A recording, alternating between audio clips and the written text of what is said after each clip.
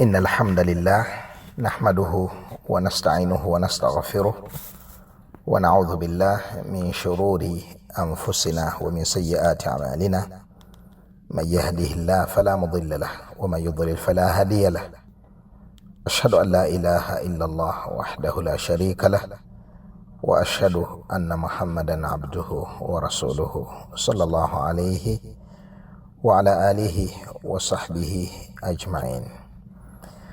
In the past few hours, I gave a short speech regarding the life of Akhirah that is very soon approaching us. And as you all know, the life of Akhirah begins with your death. The moment you die, you've begun your Akhirah. And I mentioned the statement of Al-Hasan al-Basri when he said, فَضَحَ الْمَوْتُ الدُّنْيَا وَلَمْ يَتْرُكْ لِذِي لُبٍّ فِيهَا فَرْحًا. فَضَحَ الْمَوْتُ الدُّنْيَا. Death has exposed this dunya. وَلَمْ يَتْرُكْ لِذِي لُبٍّ فِيهَا فَرْحًا.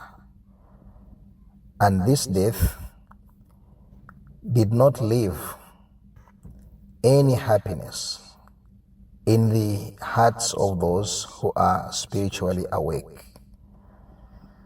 The inclination to the lusts of this dunya and are being taken away by the desires of this dunya. When these people saw that death comes and reaps them of each and everything, things they struggled to gather.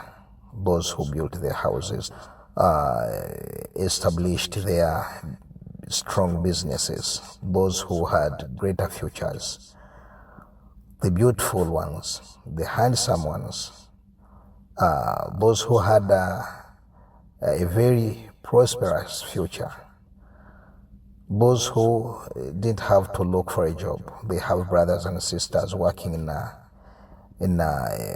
government offices, decision makers, employers. Life comes and takes away whatever they have. Takes away whatever they have by taking them away. When they are taken away, everything they possessed is taken away from them. And that's why killing someone is regarded as a major sin. In fact, the biggest sin after shirk, killing someone, because you deprive this person of each and everything he possessed, from his own life to his wealth, his children, his marriage, his everything that he possessed. By killing him, you have taken away everything from him. So this is the major volume operation you've done to this person. So Al-Hasan al-Basri says that فَضَحَ الْمَوْتُ الدُّنْيَا. Death has exposed the lightness of this dunya, the nothingness of this dunya, that this dunya is nothing. Someone who has spiritual awakeness, someone who is spiritually healthy, someone who is who thinks much about what's going to approach him after leaving this dunya. فَضَحَ الْمَوْتُ الدُّنْيَا وَلَمْ يَتْرُكْ لِذِي لُبِّ فِيهَا فَرْحًا. Why did Al-Hasan al-Basri say this? Because by death we understand how mean and how nothing this dunya is. We know the value of this dunya. That is simply a temporary enjoyment that fools us, and we strive for it. We work. We sacrifice whatever we have of energy, of thinking and everything, to a level that we even reject all abandon, all ignore the bigger reality of working for our Akhirah, to a level that someone forgets his Creator, the Sustainer, the one who is responsible for his existence from when he's in the womb of the mother to the date when he dies. Everything that he has enjoyed is from Allah subhanahu wa ta'ala, his sustenance to this person. So when death comes and takes away a life of a friend or a relative, maybe of the extended family, maybe from a very close family member, might be a very close family member, mother, father, child, wife, husband, might be a neighbor, a classmate, a workmate, anyone who is close to you. And all of a sudden you don't see this person. Where has he gone? Death has taken him. You think much about this person, the ambitions he had, the aspirations, whatever he was longing to reach, and all of a sudden everything is cut away from him. You think about him. Has he really succeeded by spending all the energy, all the thinking and planning for this world, and all of a sudden he goes and buried heaps of soil above him, and nothing has followed him of the wealth, of the children, of the wives and or husband or anything? He's alone in the grave. Nothing to comfort him and guarantee his safety except the deeds, the good deeds he did in this dunya. So in this aspect, فَضَحَ الْمَوْتُ الدُّنْيَا.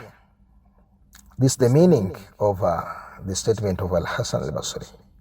This dunya is only something that comes and fills you up, and you give it whatever you have of the energy, of the thinking, and you forget your Creator. What's the solution? The solution is simple. Compare the length of this dunya. Compare what this dunya is composed of these trees and these houses and the dusty streets and everything we have on this dunya.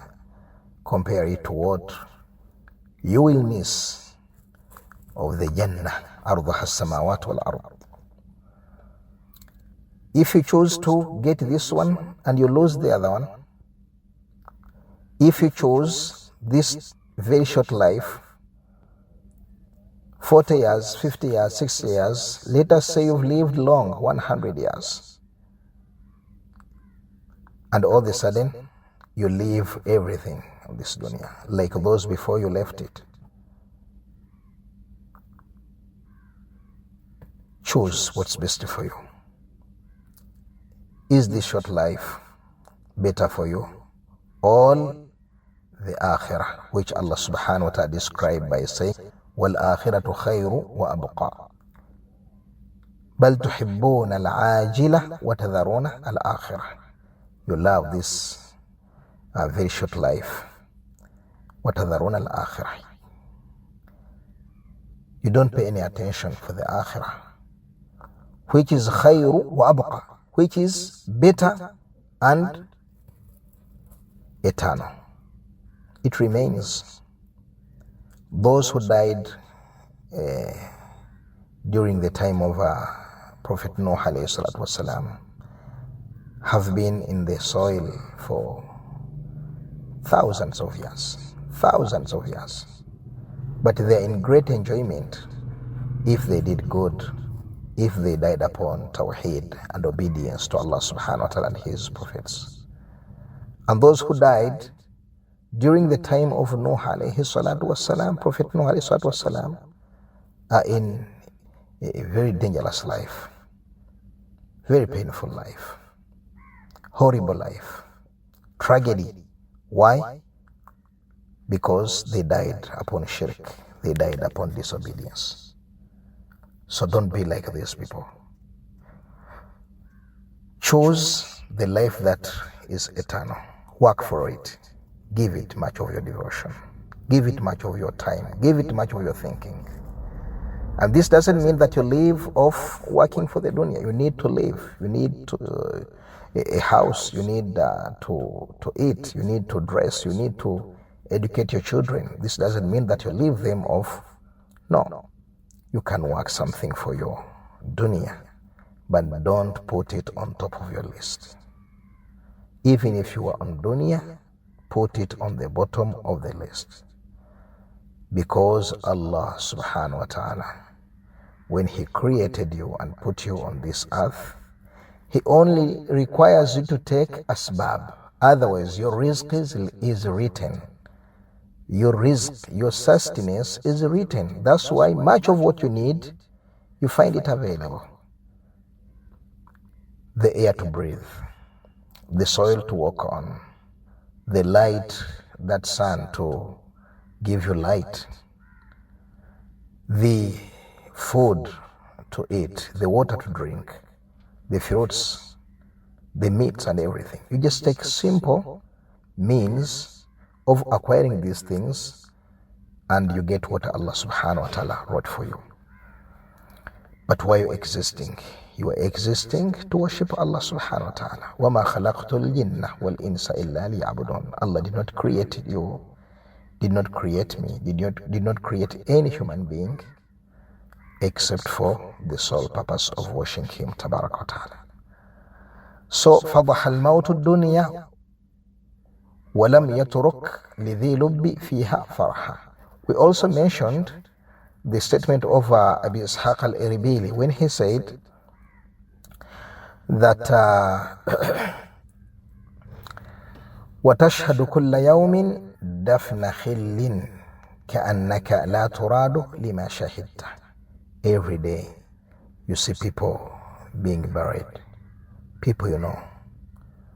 كَأَنَّكَ لَا تُرَادُ لِمَا شَهِدْتَ. And you keep on living like their story is not your story.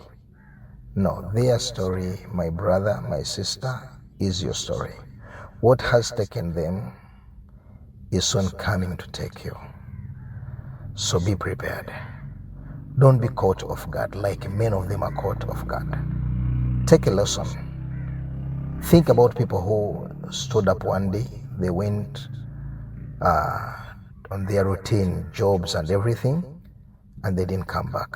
Died in accidents, died of stroke, died of anything. Think about those people. So be on tension. Think much about your moment. If Allah takes me now, how is going to be my situation in front of Allah subhanahu wa ta'ala? So thanks a lot. Jazakumullahu khairan. Assalamu alaikum wa rahmatullahi wa barakatuh.